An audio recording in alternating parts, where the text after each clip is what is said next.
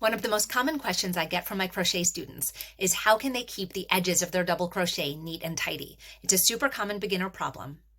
I'm Kim Worker, and in this video, I'm going to show you how.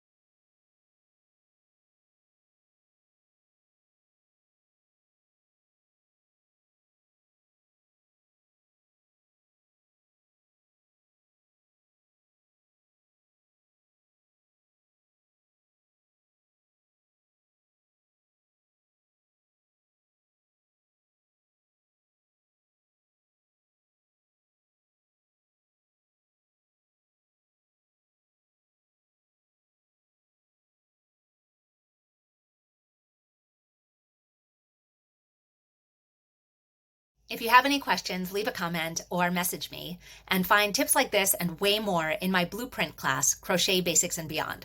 Check my website out. It's kimworker.com. I hope you'll say hi.